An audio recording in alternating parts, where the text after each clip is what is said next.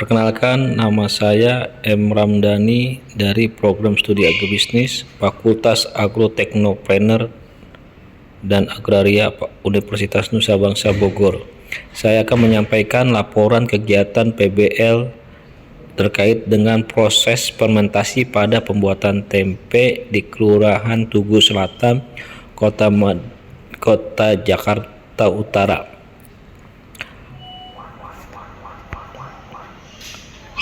Yang melatari penulis melakukan kegiatan PBL di pelaku usaha UMKM tempe, itu Jakarta Utara merupakan salah satu pusat produksi tempe terbesar di ibu kota, dengan sentra utamanya berada di Kampung Tempe Sunterjaya. Di sini terdapat sekitar 100 perajin UMKM yang memproduksi tempe secara turun-temurun untuk didistribusikan ke berbagai pasar tradisional di sekitarnya. Selain Kampung Tempe Sunterjaya, tempat produksi tempe juga banyak terdapat di wilayah Kecamatan Koja dan Kecamatan Cilincing. Dalam kegiatan PBL ini, penulis mengambil kegiatan di wilayah Kecamatan Koja, di mana lokasi tersebut merupakan daerah binaan penulis dan banyaknya pelaku usaha yang ada di wilayah tersebut. Penulis tertarik dengan salah satu pelaku usaha. Pelaku usaha UMKM tersebut melakukan produksi tempe tidak terlalu besar, namun usaha tersebut berjalan puluhan tahun atau turun-temurun. Selain itu, ada alasan secara teknis proses produksi tempe yang berbeda dengan pelaku usaha UMKM lainnya. Tujuan daripada kegiatan PBL ini: 1. Mahasiswa dapat memperkuat pemahaman terkait proses fermentasi pada pembuatan tempe dengan melakukan praktik di lapangan. Yang kedua, mahasiswa dapat mengidentifikasi permasalahan dalam proses fermentasi pada pembuatan tempe secara real. Yang ketiga, mahasiswa dapat menganalisis solusi untuk menyelesaikan masalah yang ada dalam proses fermentasi pada pembuatan tempe. Yang keempat, mahasiswa dapat bekerja secara tim sehingga dapat mengembangkan soft skill mengenai komunikasi dan kolaborasi. Manfaat daripada kegiatan PBL ini yaitu melatih pemecahan masalah secara kritis, mengasah kemampuan kerja sama tim, serta membiasakan mahasiswa menganalisis studi kasus nyata di lapangan. Tinjauan pustaka. Tempe merupakan produk bioteknologi pangan tradisional khas Indonesia yang telah mendapat pengakuan dunia sebagai sumber protein nabati yang sangat berharga. Sebagai pangan fungsional, tempe tidak hanya berperan sebagai lauk pauk sehari-hari, tetapi juga memiliki potensi besar dalam intervensi gizi global untuk mengatasi masalah malnutrisi, termasuk stunting yang masih menjadi tantangan kesehatan di berbagai negara berkembang. Menurut Agustin, popularitas tempe didukung oleh ketersediaan bahan bakunya, yaitu kedelai yang secara kimiawi mengandung sekitar 40,5% protein, 20,5% lemak, dan 22,2% karbohidrat menurut Bukhari. Tetapi keunggulan utama tempe terletak pada proses transformasinya melalui fermentasi yang meningkatkan nilai gizi dan daya cerna kedelai secara signifikan. Sapitri 2021. Tempe selain sebagai alternatif untuk mencukupi kebutuhan protein, juga memiliki nilai obat seperti antibiotika untuk menyembuhkan infeksi, antioksidan untuk menangkap radikal bebas, Sartika 2009. Menurut Haryoko 2009 dalam Dewi dan Ajis 2011, secara umum tempe berwarna putih dikarenakan pertumbuhan miselia kapang yang merekatkan biji-biji kedelai sehingga terbentuk tekstur yang memadat. Fermentasi secara konvensional, kapang dari genus Rhizopus seperti Rhizopus oligosporus, Rhizopus oryzae, dan Rhizopus stolonifer dikenal sebagai agen utama yang membentuk jaringan miselium putih untuk menyatukan biji kedelai menjadi massa yang kompak. Bukhari 2022. Penelitian terbaru menunjukkan bahwa ekosistem mikrobiologi dalam produksi tempe jauh lebih luas, mencakup Peran bakteri asam laktat BAL seperti Lactobacillus plantarum yang bekerja pada tahap pra-fermentasi atau perendaman. Aktivitas BAL ini sangat krusial karena menciptakan kondisi asam yang menghambat pertumbuhan bakteri patogen, sehingga menjamin keamanan pangan dan meningkatkan kualitas organoleptik produk akhir menurut Agustin 2026. Fermentasi tempe melibatkan Rhizophus sp, jamur dan mikroorganisme lainnya seperti bakteri, asam laktat, dan ragi.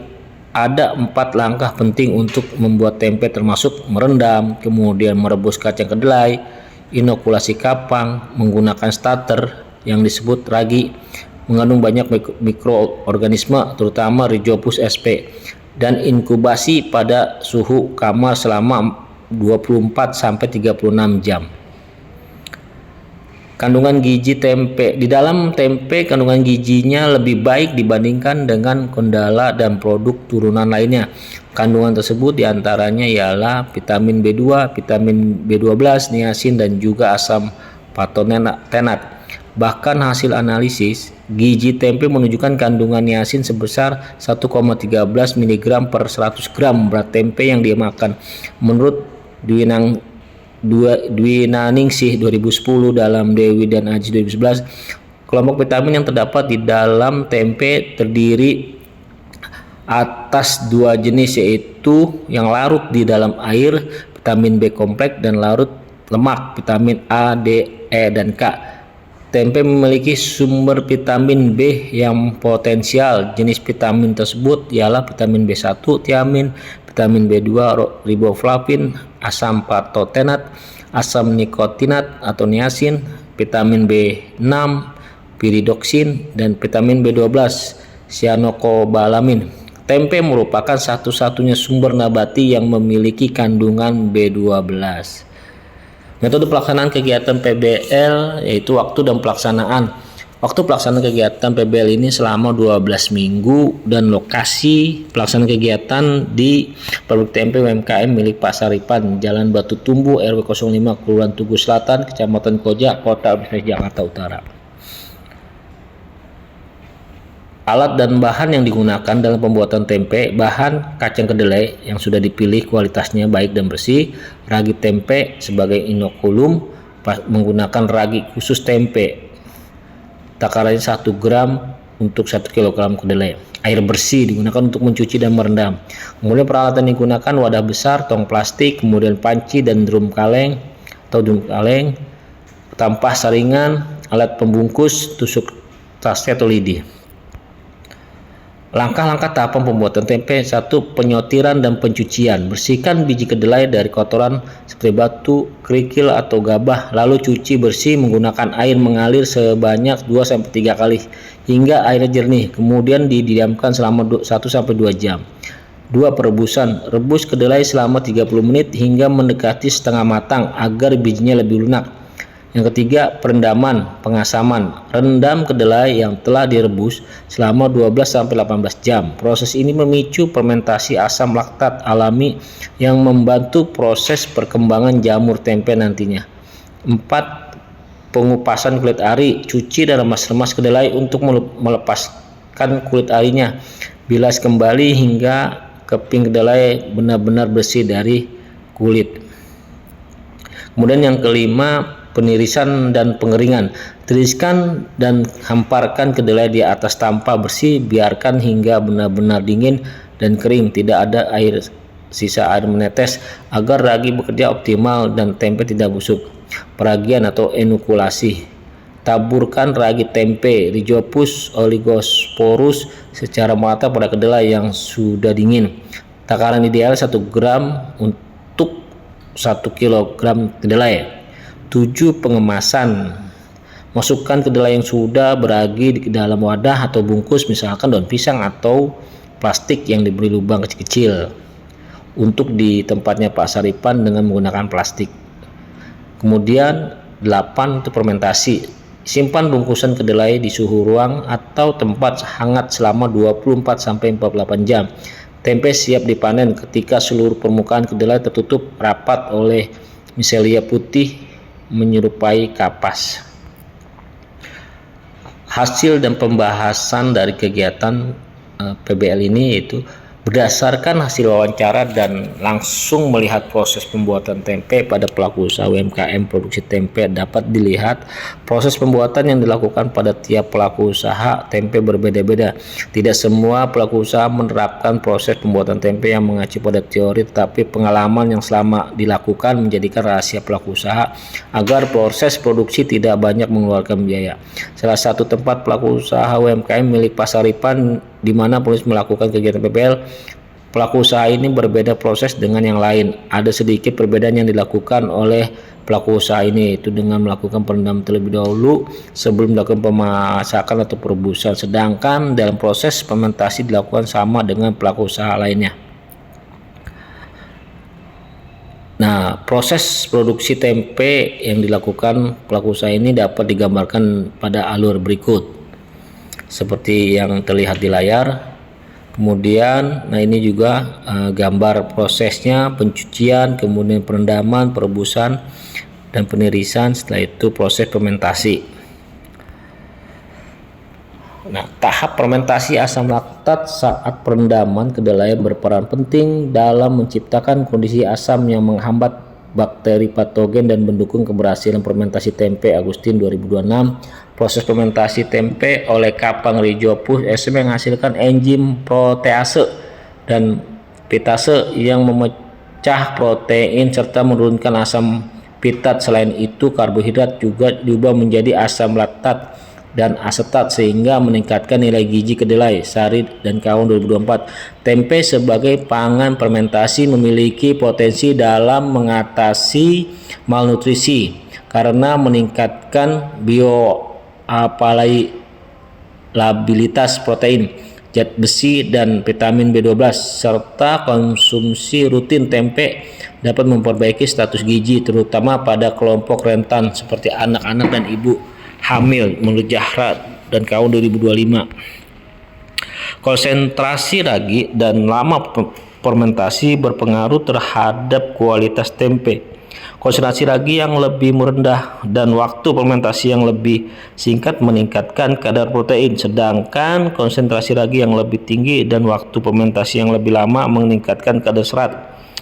Kombinasi optimal 0,4 gram ragi dan 44 jam menghasilkan kualitas sensori terbaik menurut Moelia dan kawan 2024. Sistem kendali suhu dan kelembaban berbasis mikrokontroler mampu mengoptimalkan proses fermentasi tempe pada suhu 30-37 derajat Celcius sehingga waktu fermentasi dapat dipercepat menjadi sekitar 16-18 jam dibandingkan metode konvensional 30-48 jam, dengan hasil tempe tetap memenuhi kualitas warna, bau, rasa, dan tekstur yang baik menurut Yunas dan Pulungan 2020. Proses fermentasi tempe dipengaruhi oleh faktor lingkungan seperti oksigen, suhu, kelembaban, pH, dan waktu pemeraman, serta melibatkan kapang Rhizopus sp sebagai mikroorganisme utama dalam pembentukan tempe. Bukhari 2022. Fermentasi tempe oleh kapang menghasilkan enzim protease dan pitase yang menguraikan protein serta menurunkan asam pitat. Fermentasi terlebih dahulu dapat menyebabkan penurunan kualitas dan perubahan kimia biologi menurut Nuraini dan kawan 2021. Pangan fermentasi mengandung BAL yang berpotensi sebagai probiotik, di mana proses fermentasi mampu meningkatkan nilai nutrisi, kecernaan, serta karakteristik fisik, kimia, dan organoleptik bahan pangan menurut Priadi dan kawan 2020.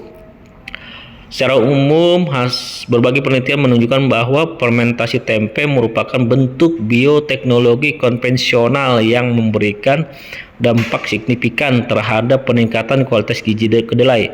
Proses fermentasi oleh kapang Rhizopus sp dipengaruhi oleh faktor suhu, oksigen, dan kadar air, serta mampu meningkatkan nilai gizi dan kecenaan kedelai. Sapitri dan kawan 2021. Sejalan dengan itu bahwa tempe memiliki potensi sebagai pangan fungsional dalam mengatasi malnutrisi karena meningkatkan availabilitas protein, zat gizi dan vitamin B12 sehingga sangat bermanfaat bagi kelompok rentan seperti anak-anak dan ibu hamil menurut Ajar Ahad tahun 2025. Pada aspek protein dan nutrisi, proses fermentasi terbukti mampu meningkatkan kualitas bahan pangan melalui aktivitas enzimatik. Kapang Rhizopus sp menghasilkan enzim protease yang menguraikan protein kompleks menjadi bentuk yang lebih sederhana sehingga meningkatkan ketersediaan nutrisi. Sari dan kawan 2024 dan Nuraini 2001. Selain itu, enzim pitase juga berperan dalam menurunkan asam pitat yang sebelumnya menghambat penyerapan mineral. Hal ini sejalan dengan hasil penelitian Agustina yang menunjukkan bahwa proses awal fermentasi asam laktat turut menciptakan kondisi asam yang mendukung keberhasilan fermentasi serta menghambat mikroorganisme patogen. Agustina 2026. Dari sisi mikrobiologi, Rhizopus sp merupakan mikroorganisme utama yang berperan dalam pembentukan tempe. Kemudian kapang ini juga sangat dipengaruhi oleh kondisi lingkungan seperti suhu, kelembapan pH dan kesediaan oksigen. Bukhari 2022.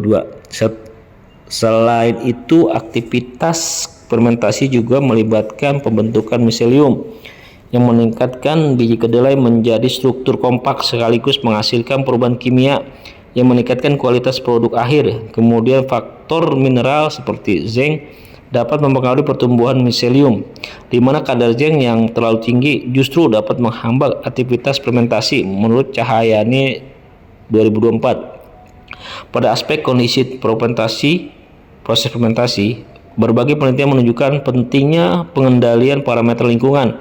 Pengaturan suhu menggunakan sistem kontrol dapat mengoptimalkan fermentasi pada kisaran 30-30 derajat Celcius dan bahkan mempercepat waktu fermentasi hingga 16-18 jam tanpa menurunkan kualitas tempe menurut Yunas dan Pulungan, At-Takiroh dan 2023. Hal ini menunjukkan bahwa teknologi modern dapat meningkatkan efisiensi produksi tempe dibandingkan metode konvensional yang membutuhkan waktu lebih lama.